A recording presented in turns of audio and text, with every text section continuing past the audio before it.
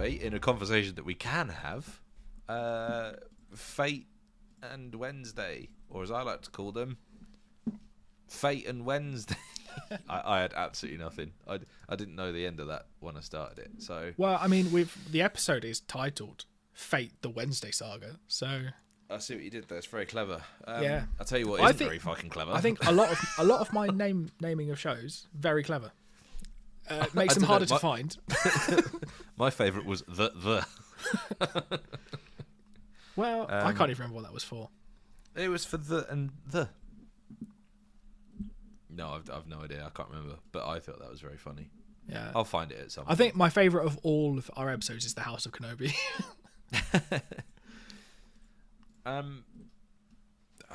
Yeah. These pieces of shit. Let's Yeah. talk about them. Which one do you want to start with? Oh, let's. Normally, I start with the one that I like best. I like least. Because then we have somewhere to look forward to the conversation going. However, I really, really didn't like either of these. Yeah. Well, do you want to? Shall we just start with Wednesday? Because I did Alright. like Wednesday, and let's Okay. we can dive into why, and then just sort of write off the other one. Yeah, and it's a piece of shit. So, next week. Yeah. So Wednesday is an Addams Family spin-off adaptation. I don't really. So I think my main thought of why I like it and you don't is because I imagine, as a spooky boy, you Yes. are more interested in the Addams Family than I am. Yep, definitely. I love the Addams Family. So I've seen a theme on Twitter: people that like the Addams Family don't like Wednesday. It's People very true. like me, who are like, I guess, quite liked it. Sorry, I'm slightly distracted because my mouth's just started bleeding. It's fucking Marianne. She's put a blood piss curse on me. Or maybe this is what happens when you don't like. When you don't like Wednesday. Yeah. Right. Yeah. Okay. Well, it sort of starts off slightly gothy Harry Potter and goes down from there. Yeah, I think because it's in the all of the older Addams Family stuff. She's not a teenager, is she? She's younger. I think she's sort of on the cusp of teenage years. She's like 12, 13, I would have said. Maybe slightly younger. I did like the bit where she put the piranhas in the swimming pool. That is the one part I was like, okay, that's good. Because that's in keeping with Wednesday. The thing that I really, really didn't like about it is how horrible Morticia is to Wednesday at the start. Because the whole point of the Addams Family is like they look odd or they don't look conventional like a conventional family, but they all really do care for each other and they do work as a family unit. So then when you've got Morticia being so horrible to her, it completely... That's like, I'm sure adaptations there to do different things, but I just kind of feel like the whole point of the Addams Family is they work while no one else is working with their relationships, if you see what I mean. So to get that right off the bat just didn't... I was like, this doesn't feel right. And then, like I say, it just turns into another fucking... Oh, look, it's a school for magic people. And it doesn't have the teeth that I wanted it to. So, like, you get the moment right at the start with the piranhas in the swimming pool. But then it's just sort of... It's kind of weirdly, like...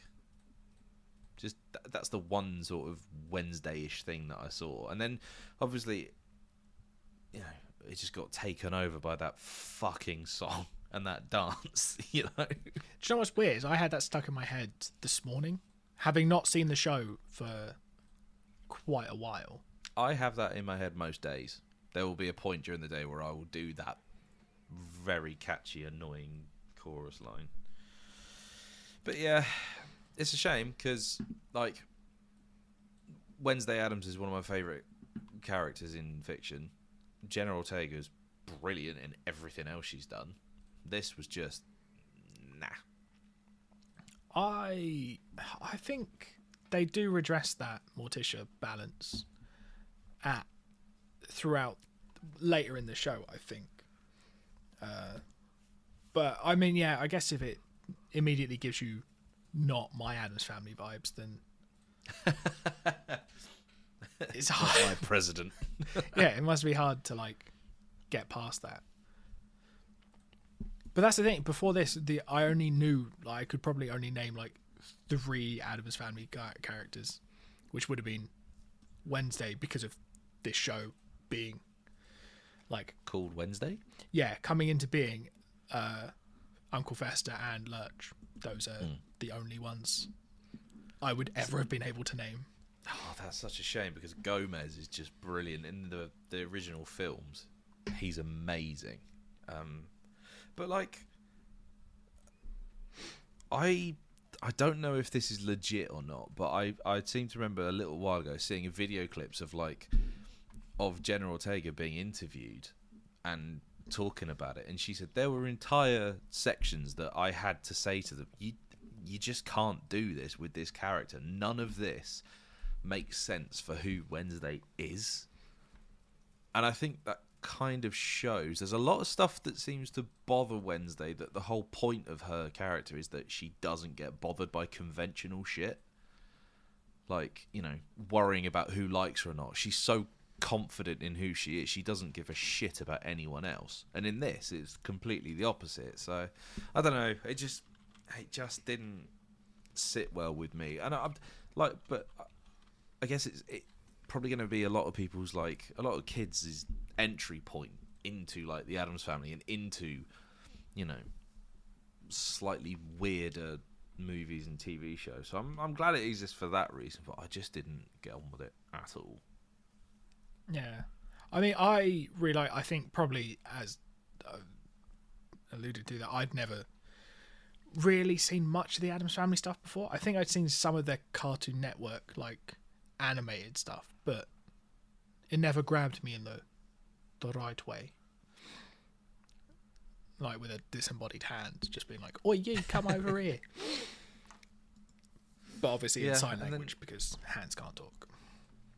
But then even just like the other character, like the other students, oh, why are you here? Just fuck off. Yeah, I think as like magic school shows go, this one isn't bad. It does better than fucking Fate and the other like bollocks fantasy shows that we've done before. I can't. This is the thing, is I can't specifically name them, but they just occupy this point in my head of just, oh, that's just fucking shite fairies going to shite school. You know? Yeah, no, that one's called Fate. Yeah, that one I get, but like, yeah, I think I quite enjoyed it because I think it touches a lot of like different like monster groups, but I think it was easy to watch. I think as well that helped. Like, there's nothing too complicated in it, and as you've mentioned, Jenna Ortega is great. Yeah, which is why it's a shame, because when they announced it and it was like, yeah, she's playing Wednesday in a TV show, I was like, I am so up for this. And then it was just, nah. But a cast, a good cast. Oh yeah, don't get me wrong. And I like that, you know, you've got Christina Ricci coming back as, you know, not as Wednesday, but she's got a sort of a role. Is it a cameo role? No, it's like a proper role. She is fully She's in a it, teacher, is she? yeah. Okay. Yeah, like that's quite a nice touch, like a passing of the torch, whatever. Gwendolyn Christie's always worth watching in anything. Yeah, what I quite liked about this show for Gwendolyn Christie was that, in a weird way, she finally got to play like a female character, if that isn't very dismissive of her entire career. But she always gets cast as like Phasma or Brienne, yeah, which are more traditionally masculine roles. But this she gets to play like she wears lipstick, which is weird. Yeah, I know what you mean. And even in the Sandman, she's Lucifer, but there's like, you know, it's I don't think it's ever expressly said like, oh, you know, Lucifer is any particular gender or sex or anything. She does tend to be somewhere on the spectrum of gender rather than, you know, sticking to any particular category. But I do understand what you mean. Yeah, and like, yeah, and she is great in everything I've seen her in. Which I haven't actually seen her in. I haven't seen her in Sandman. I don't think. She's Didn't exceptionally get that far. thoughtful as well. Yeah, I went off the boil with Sandman. I was really enjoying it, but I just... Yeah, same. I got all the way to the end of episode 1. The number of shows that I can say that about. I can think of about 200 and something. Roughly. Oh, wait, yeah. no, we're well over 300 now. We're getting near episode 200, so... That is wild, isn't it? Yeah. I'm trying to see who else was in it. Oh, Catherine Zeta-Jones. Which is... Yeah, she's like, apart from the decisions that they've made to do with her character, she's good as Morticia. But the thing, I do wonder if you'd like the through story rather than just... But the trouble is, I can't be asked to go through... How far through did you get? The first episode, and then I stopped. Because I was like, nah, this ain't the one. And it just started just doing the whole, teenagers at school. Oh, look, vampires and werewolves and... Does that mean, did you get to see the cello scene? Where she plays Paint It Black on a cello? I don't think so. It doesn't ring a bell, and I would remember that because I love that song. Oh, you should just cello. Watch that scene. All right. Take 5. It's so... Oh, actually, yeah, the full version is 4.5 minutes. All right, we'll be right back. After these short messages. Yeah, like I just wish it was better because I really like the Addams Family. I just wish they'd done it. But I'm trying to think of the last good thing that Tim Burton's done. In fairness to him, I haven't. Sweeney Todd was pretty good. Okay, so that's 2007. Yeah, the only reason that came to mind is because I finished listening to Alan Rickman's Diaries. Oh yeah, he's in that, isn't he? Yeah. He's the judge, isn't he, in that one? Mm-hmm. Dumbo, haven't seen. Miss Peregrine's Home for Peculiar Children, fucking weird, not that good. Big Eyes, never heard of Big Eyes. Frankenweenie, not seen. Dark Shadows, I kind of like, but it goes off the boil plot wise. However, Eva Green. Alice in Wonderland, yeah. Sweeney Todd is the last sort of solid thing I think he did. And I think even that's a musical. I mean, from that list, I don't actually think I've seen anything since Sweeney Todd. Apparently, Frankenweenie's all right. That's what I've heard. Corpse Bride is obviously brilliant, and that's the thing he did before Sweeney Todd. Yeah, he's actually, when you look back at what he's done, he's not got loads of hits. Like, he has some really good ones, like Beetlejuice, Batman, Edward Scissorhands, Batman Returns, Ed Wood. That's quite a good run. Mars Attacks I've not seen. Sleepy Hollow's great. I do like Sleepy Hollow. You can tell it's a Tim Burton film because Johnny Depp's in it. Yeah, being slightly effeminate and confused. Yeah. Depp. Well, if you're good at one thing. That and shitting on a bed. No, marrying people who shit on beds. Oh, sorry. Yeah, my wife's good at that. Oh, wait, hang on.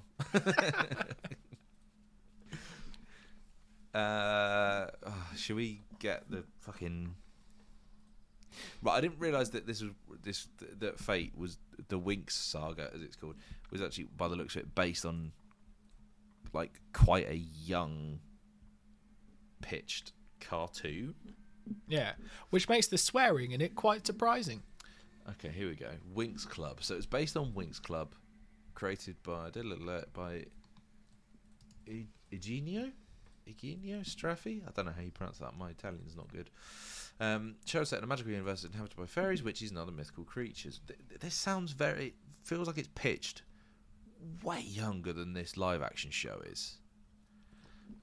Yeah, I'd guess so. Okay, well, the cartoon sounds like it's a force for good. So, during the 1990s, he noted that most action cartoons focused on male heroes. At the time, he felt the cartoon was devoid of female characters, so then he made this show. Great. Perfect. Does not translate into a live-action teen saga particularly well. Well, maybe it does, and I'm just, 30 years old now. Yeah, I mean, there's every chance that we're not the target audience for this. That's the thing. Maybe we've made the classic mistake that all straight white men have done and realised this isn't actually for me.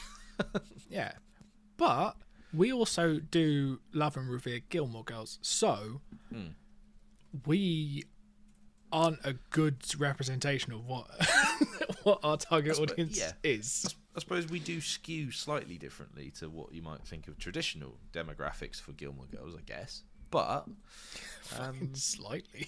Hey, let me tell you, it's not going to stop me sending them horrific abuse on Twitter. Right, okay.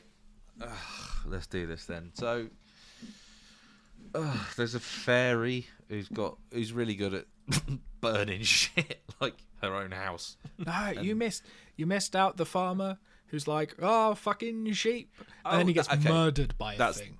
That's the thing. The one thing that I did like about this. Okay, there's two things that I actually genuinely liked about this. One, it has the same opening as Dog Soldiers.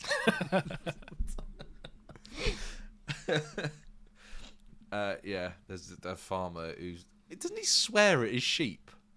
Isn't he like howling about going fucking sheep? Yeah, well, he says fecking sheep, and I was just like, my brain went, oh, are they getting around swearing by just making Irish people swear?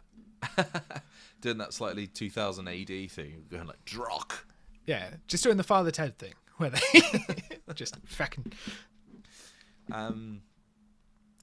Yeah, so that guy gets killed by a gribbly of unseen description, I suppose. Well, I think it becomes very obvious later on that he's, in fact, murdered by a burned one because imagination.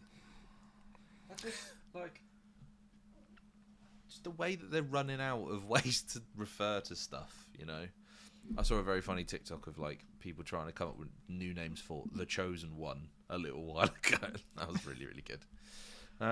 Yeah, so then I'm trying to think of a better name for the burned ones. Ashen folk. That sounds like Dark Souls. Yeah. The Ashen folk. Well, I'm trying to think, like, what other character, the fiery skins. I feel like you're sailing dangerously close to racism again. The fiery insides. The Ashen family. Oh dear.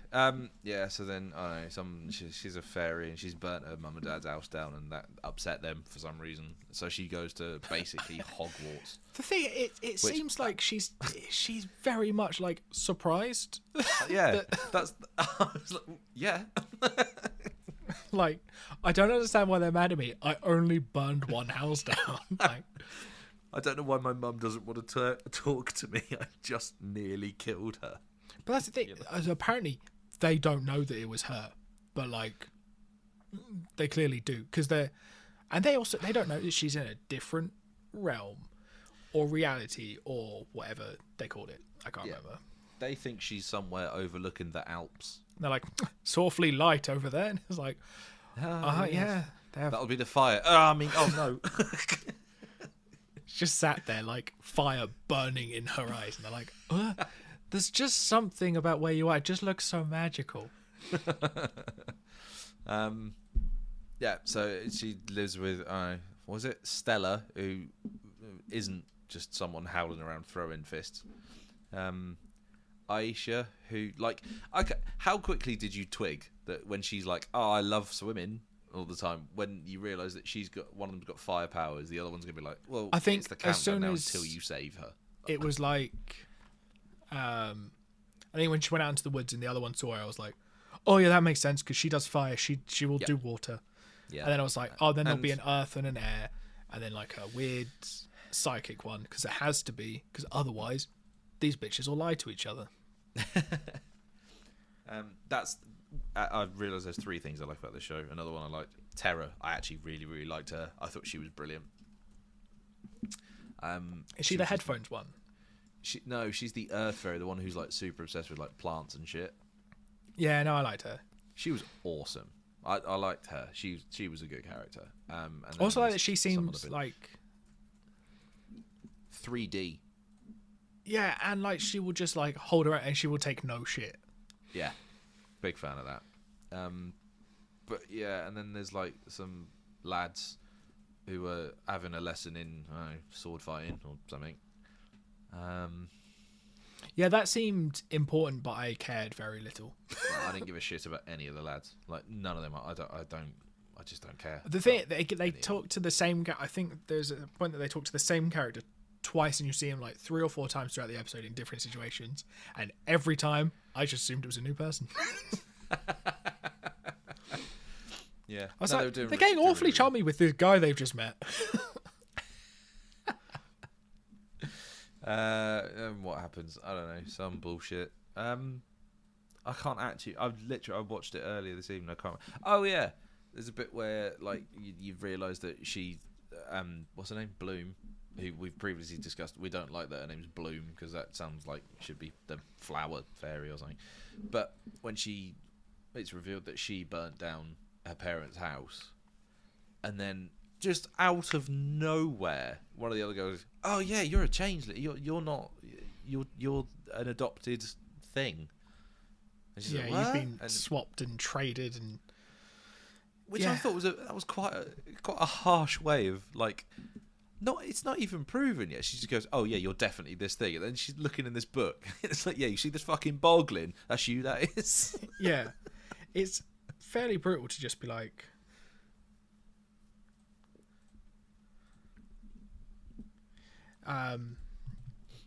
Yeah, it's just one of those things where it just seems. To be fair, that bit of the storyline seems interesting because it's like, well, how did no one fucking know? But then I think doesn't the headmistress like confirm it? Yeah. And sort of go, oh, I found a changeling, and it's like, well, why didn't you fucking kill it? That seems to be like the solution to most of your problems, and it would have saved her parents 3rd-degree burns. Yeah. Wounded. Yeah, I think there's not a lot of. I'm kind of curious, but not like excited to maybe watch more of it. I am neither of those things. I think because of the because I was thinking about it, off the like school shows we've seen, and we've seen a bunch because they make so many of them and they're all bad.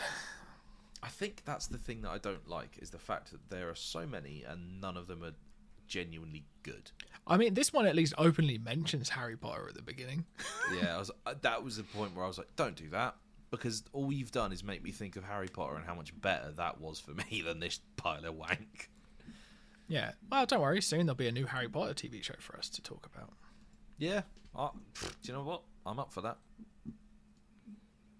Yeah, I'm not sure.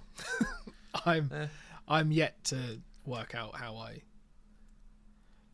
Yeah, it's on. I think mostly Alan Rickman is the thing that makes me go don't, because I can't picture a better Snape. Well, there might be one. You never know. No, there won't be because Alan Rickman's dead. Spoilers. What? Yeah, but I haven't actually looked into it because suddenly I've just realised. Hang on a minute, is this her? Is she saying, "Oh, I'm rewriting the whole thing," and it turns out that actually Dumbledore wasn't gay, but he did vote for Brexit. I think no, it's Warner Brothers doing it, and they're just like, well. Oh, is it? Do you think it's them trying to distance themselves? I suppose. No, it's really not. I think They're not trying to we distance talk- themselves at all from her. Did we talk about this quite recently? In that, like, when you look at Marvel and Star Wars and stuff, they're just pumping stuff out, and you've got this massive IP of. No, this wasn't us talking about this, but doesn't have a lot. It sounds clearly like you have actually talked to someone about this, because my only conversations have been about like, oh, here's all the characters that I'd rather they didn't recast, and there's quite a long list, and it's pretty much all of them. But the three that have never come up in any conversation about it, the main three characters. They can recast them. That's fine. Yeah. But yeah, no, I can't remember who I was having the conversation with though. But I was making the point that they have all of this stuff that they can make stories and shows and books and films and games about. Potter's just not got anything that's landing at the minute. They even stopped with the fucking Fantastic Beasts movies. Like, they're not doing any more of those because they flop so hard. Yeah. So they got to do something, but obviously there's not actually a huge amount of source material. So they just go, fuck it, start again.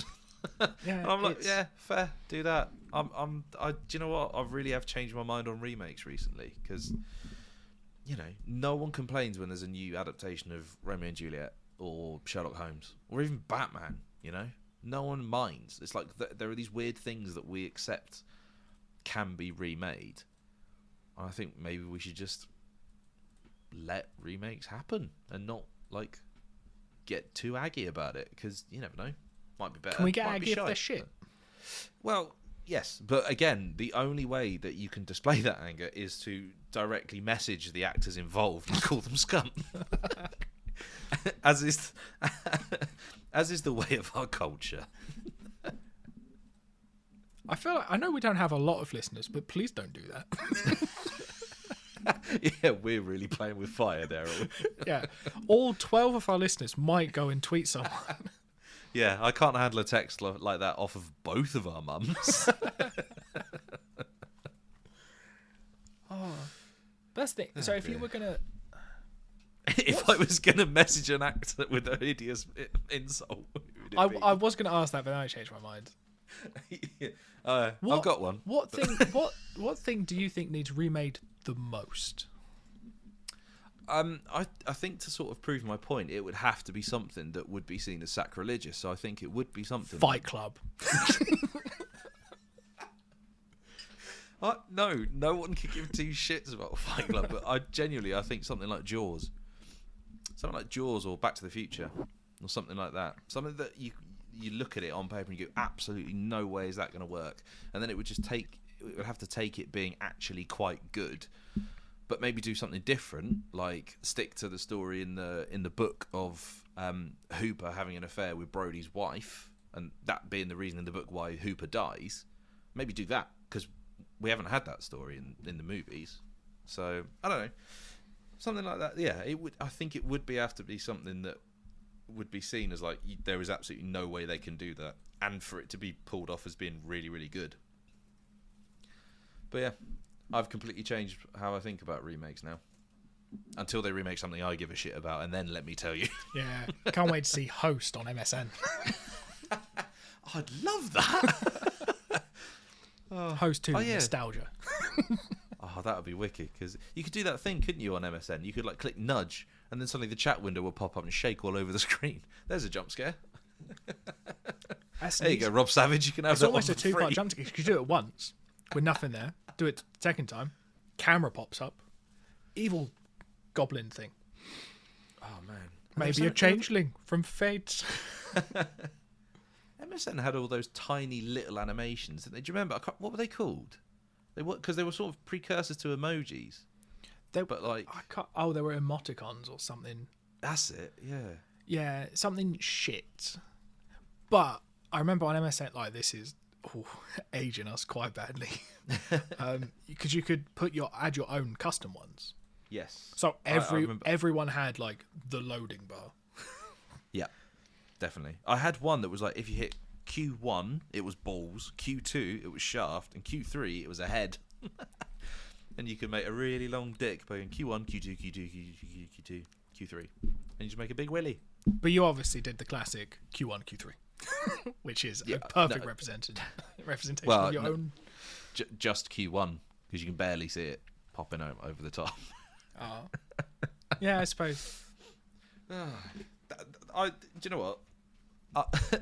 Me talking about how I used to have gifs of a penis on MSN's better than Fate the Winx are. I realise I haven't said the third thing that I genuinely did quite like about the show. I assumed that you quite liked that it ended. Okay, 4 things. The visuals are actually really, really good. Like the fire, the magic stuff, that all genuinely looks wicked. The rest of it is bobbins. Yeah, the thing I'm tempted because it's I think one of the better shows of this that we've seen. I'm kind of tempted because also it's very short. I'm half tempted. It's like it's 6 episodes in the first season, isn't it? I'm not sure how many for season 2. 7. Oh, there you go. That's one British series. Yeah, so that's the thing. So I'm half tempted to give it a chance to see if the story's good and if anything gets better. Maybe I'd put it on I give it 3 episodes because the name of episode 3 is quite good. Mortal Hopes. Oh, I thought it was Heavy Metal Hopes. Yeah, just inexplicably, there's just a cameo from Dave Mustaine. Okay, but if it's just like a metal musical episode. Oh dear. I definitely wouldn't be watching it then. Right, what's next? That is a question. I don't think I know anything about these 2 shows. We've got Uncoupled and Divorce. This sounds like a cheerful couple of shows, doesn't it? Well, as we learned Lisa from asked me Daniel to drop you to give you some a hints. couple of hints. One of them is Neil Patrick Harris. Correct. That's and fine. the other one is Divorce. Oh. Do we know anything about it at all? I'm imagining one of the main themes is separation. It's got Sarah Jessica Parker in it. Not sold yet. No. Mostly, this is here because I want to watch Uncoupled. Yeah, fair enough. Oh, created by Sharon Horgan, Divorce, though. So, might be good. Yeah. Because she's brilliant in everything she does. Oh, that's great. I didn't know that she'd done that show. That's wicked. Well, that's what's coming next. Cool. I'm looking forward to divorcing you. Well, someone had to.